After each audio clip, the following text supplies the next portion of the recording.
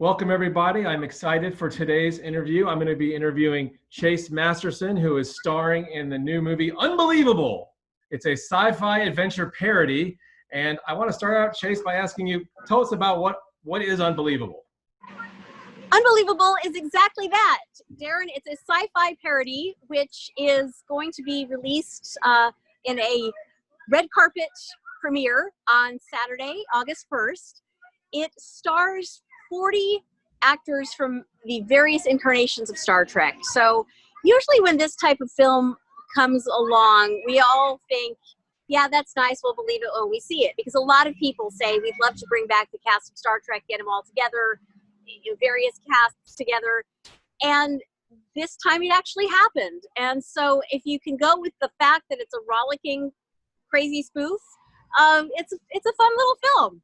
So there's a lot to dig into here. The first thing we have to dig into is you yourself have some Star Trek bona fides. So for those people who might not immediately recognize, tell us about your connection to the Star Trek universe. Well, I played Leeta the Dabo Girl on Star Trek Deep Space Nine, and I was on for 5 years recurring. And then I've also done the Star Trek Online game, which has been a lot of fun. And in that I play Leeta as the character, the wife of Rom, the Grand Nagus. And I play Hollow Leeta, which is basically Leeta as you knew her back in the 90s. And then I play Terran Emperor Leeta, which is the Mirror Universe Leeta, who is Mirror Universe. Gotta love the Mirror Universe. It's pretty fun, right? So Terran Leeta would eat the Borg Queen for breakfast. Terran Leeta is absolutely terrifying, and I love it because it really is the opposite of Leeta, who is so loving and compassionate and, and kind. So it's been a fun ride in various incarnations of all of this. So Star Trek fans are famous for being very loyal. I don't want to use the word fanatic, but just devoted. And so my question for you is, do you get recognized on the street by Trek fans? And well, your character was interesting because you had a little bit of prosthesis, so you didn't look exactly the same, but you certainly weren't a Klingon or a Ferengi or anything like that. I have gotten recognized. It used to happen quite a lot during the run of the show and after. Now I look very different with long blonde hair as opposed to short brunette, redhead hair. But I still have gotten recognized, sometimes 3 times in 1 week. It's pretty wild. At the airport, you got to make sure you're looking your best because those TSA agents know who you are. So let's take you back to those 5 years when you were playing Leeta. You had some makeup, I guess it would be, or prosthesis. Can you talk about how long it took you to get that, I guess I'll call them nose ridges on? Interestingly, it took 3.5 hours for hair, makeup, and wardrobe for Leeta. And that's Every about day? how long it takes. That's about how long it takes me in real life. So that's not, No big deal. No big deal.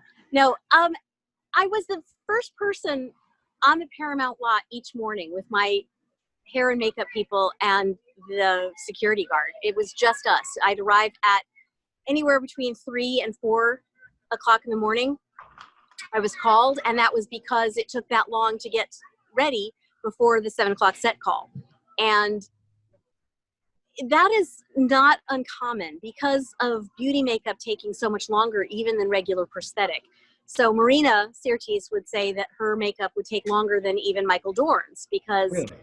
Yeah, because you got the whole thing, the lashes, I don't need to go into the details for you, but there's a lot going on, a lot of moving parts and a lot of not moving parts. And my wardrobe even was such that my shoes were sewn into the legs of my main wardrobe as a Dabo girl. So that was, something to put on and you couldn't really take it off if you couldn't take your shoes off anyway. You're not drinking a lot of water then?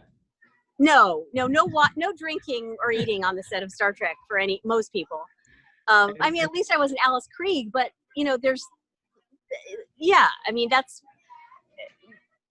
was a large part of the day. It was just getting ready.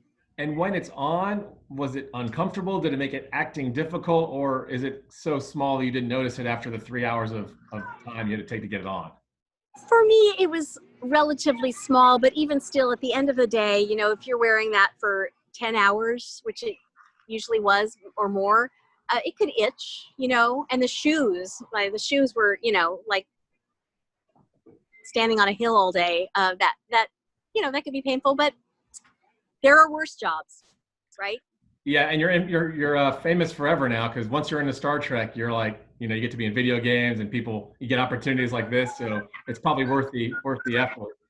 You mentioned in your earlier answer that Michael Dorn and Marina Sirtis, they are part of the Star Trek family, but they're from a completely different show. So did you, as a person on Star Trek, get to interact with, or either during the show or maybe afterwards, the alumni from other shows? Are you like a family, or is it just sort of this your first chance to meet some of these people with this movie?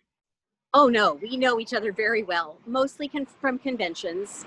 We knew the cast of Voyager from the overlap, and the early cast of Deep Space Nine, the main cast, knew the Next Gen cast because those shows overlapped, I think, by a year. So yeah, I mean, we know each other quite well, and we see each other very regularly. It's not like we all hang out. It's not like it's one big Star Trek dorm, where we're all. But we know and love each other for the most part. Everyone gets along quite well, and it's it's nice to have those ongoing, people that people that you meet each day. So that might bleed into my next question, which is, how did this movie get 40 former Trek stars in one movie? And I don't know if you want to, I have a list of some, but I don't know if you want to run off some folks that you worked with on the movie. But there's a ton of people in this movie. How did that come about?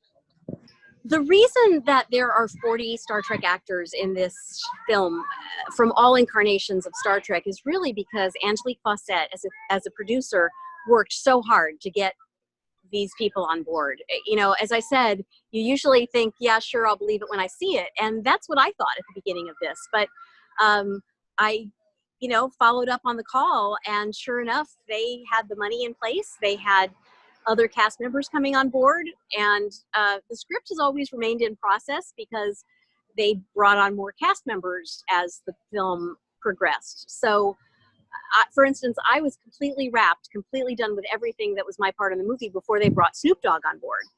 So that's how much. He was not formally part of the Star Trek universe, but we're glad that he's part of the cast as well, right? I don't think he appeared on an earlier show, did he?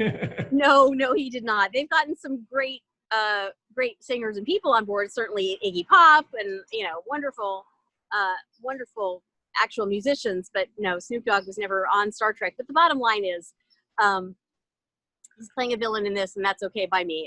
It is what it is. And so, bottom line with this film is that the word basically spread by Angelique asking other actors to bring other actors in, or by just doing her work and getting people on board, which is not easy, especially considering that this is a sci-fi spoof.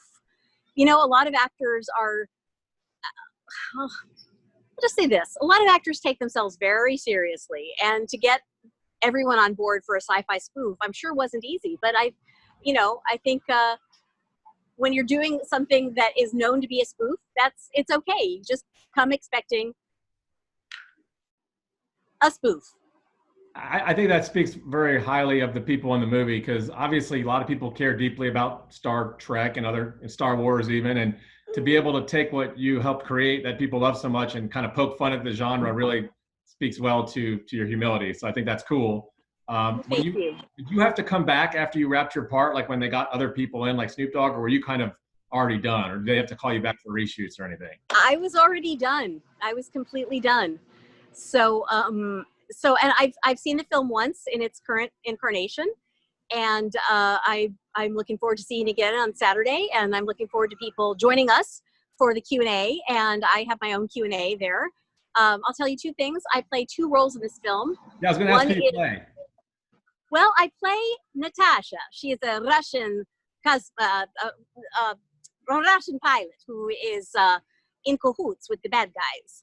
And she works with Bob Picardo, who is inimitably Bob Picardo, always.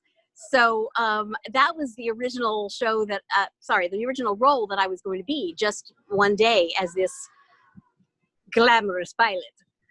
And then the actress playing the lead female role fell out, and they asked me if I wanted to do this role too. And since the film is basically a film within a film, it worked. Bottom line, it worked. And so in the second part, I worked primarily with the puppet. Try acting outside off of a puppet. I was going to ask you about that because I saw a clip and it looks like one of the puppets from Team America World Police. I don't know if it's the same kind of genre, but it's kind of a marionette puppet. How do you do your best acting work in front of a very lifelike looking puppet? But well, frankly, it's no different than any other job, because as an actor, you have to be prepared to make up what the other actor is not giving you. Now, you hope that you have an incredible scene partner who has depth and chemistry and all of that, but you can't guarantee that.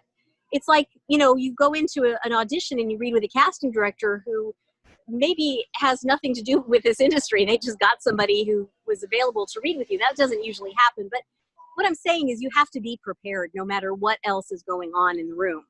And there have been many times when, you are doing a scene opposite a lead actor and that person is called early the next day. So they do their close-up and go home. And then you have to but you have to do your close-up with the script coordinator, script supervisor, really. Really? So, I didn't realize that happens. Yeah, it does. I mean, I once got killed by a monster, but on the day they used a mop and I had to, get killed by a mop. Scariest and so, mop ever, right? Say it again. Scariest mop ever, I guess, right? Very scary mop. So, but they have those on Sci-Fi Channel, really. I mean, there's no explaining Sci-Fi Channel. So, movies, I mean. So, anyway, it's, you just got to bring what you bring. And the funny thing about acting outside a puppet is, it's not going to bring anything. So, the whole thing is just, it's a spoof. Look, if you damage the Big Bang Bean, there'll be a huge explosion, like a supernova. It's okay. I have to give my life away. It's something I've always wanted to do. Stop it! Connie, please, stop it!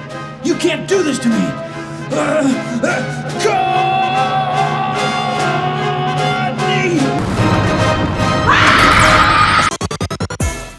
And is the puppet actually moving with you, or is it kind of like that situation described before where you do your part and then they kind of do the puppet off screen? Because the puppet is moving. The puppet is definitely moving. I mean, I don't know about off camera. I don't remember that, but the puppet was very active through this whole thing. It's made by Kyoto Brothers, very Team America, as you'd said, and also,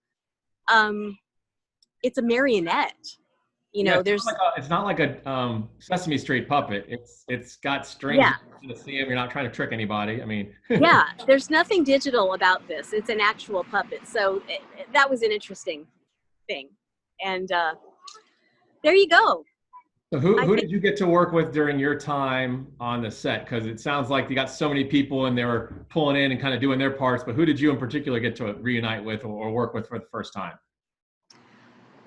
Working with for the first time, I don't think I had any scenes with anybody that I didn't know before. I think I mostly worked with people that I knew. Like I said, I know Garrett and Tim pretty well for many years. So that, that was just kind of like a reunion. Linda Park is in this. She turns up some really cute work, very different. I'd never worked with her, but I still didn't. I mean, she was in a different part of this. There's just a lot of it is cameos. You're going to see like 2 or 3 minutes, 5 minutes from a lot of different actors. And then Garrett and Tim and the puppet and me are the through line.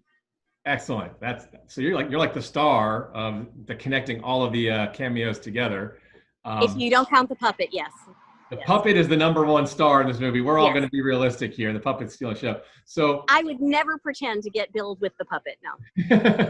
Everyone's got another place, I guess.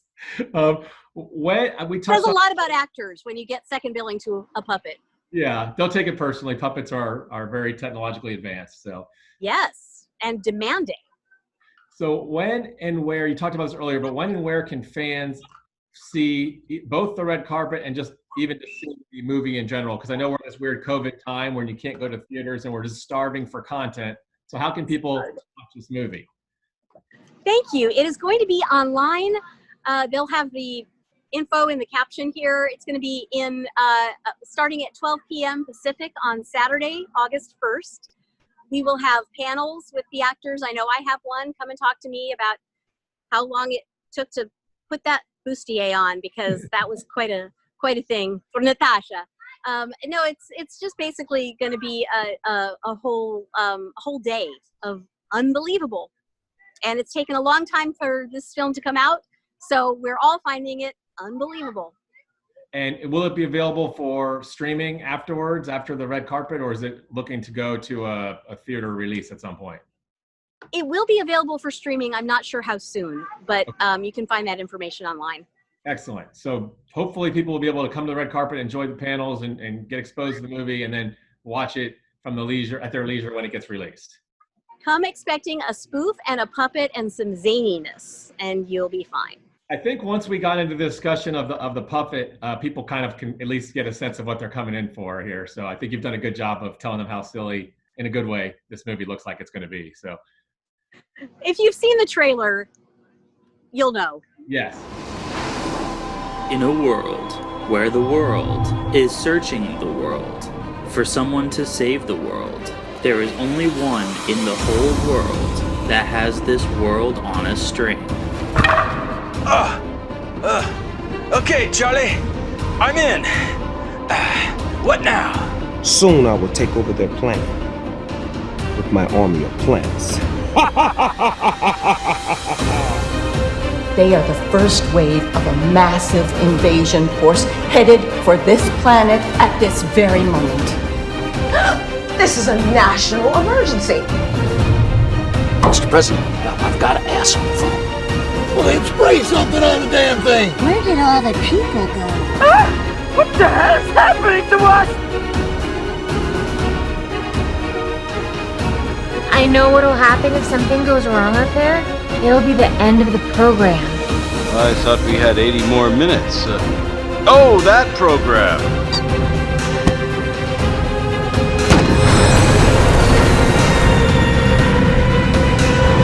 Don't flush till we're over the ocean.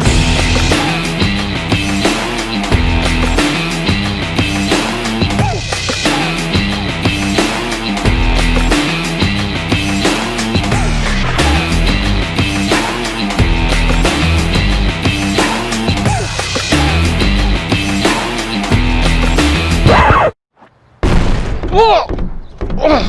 50 years later and he's still pissed.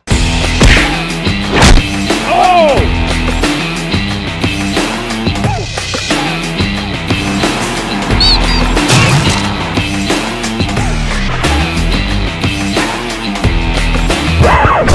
Captain Snorts, release the hounds on his cray-cray ass.